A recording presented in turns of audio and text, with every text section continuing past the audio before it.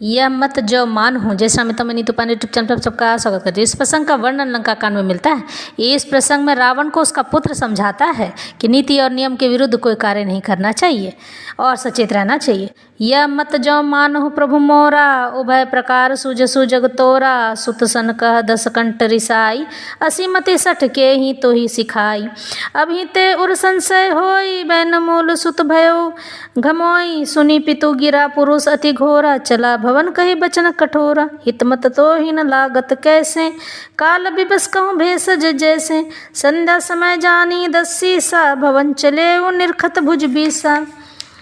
लंका शिखर उप अगारा, अति विचित्र तह होई अखारा। बैठ जाए तही मंदिर रावण, लागे किन्नर गुन गन गावन। बाजहि ताल पखावो बीना, नित्य करहि अपछरा प्रवीणा। सुना शीर सत सरिस सो, संतत करई बिलास।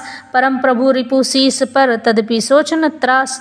यहाँ सुबेल सल रघुवीरा, उतरे सैन सहित अति भीरा। शिखर एक उतंग अति देखी, परम रम्य सम शुभ्र विशेषी।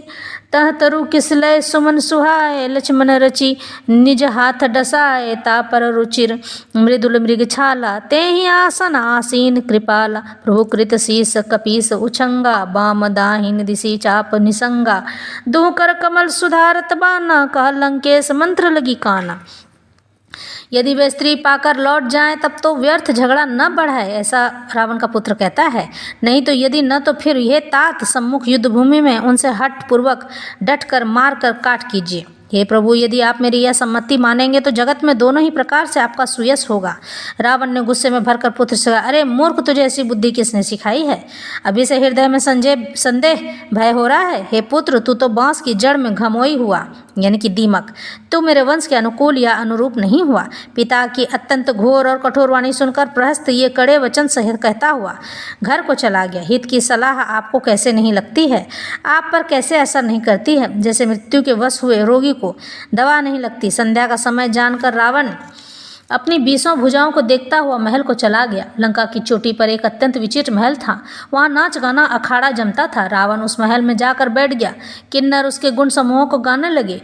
ताल करताल पखावज मृदंग और वीणा बज रहे हैं। नृत्य में प्रवीण अप्सराएं नाच रही हैं। वह निरंतर सैकड़ों इंद्रों के समान भोग विलास करता रहता है। यद्यपि श्री राम जी सरीखा अत्यंत प्रबल शत्रु सिर पर है, फिर भी उसको न तो चिंता है और न ही डर है। यह श्री रघुवीर सुबेल पर्वत पर सेना की बड़ी भीड़ बड़े समूह के साथ उतरे पर्वत का एक बहुत ऊंचा परम रमणीय समतल और विशेष रूप से उज्ज्वल शिखर देखकर वहाँ लक्ष्मण जी ने वृक्षों के कोमल पत्ते और सुंदर फूल अपने हाथों से सजा कर बिछा दिए। उस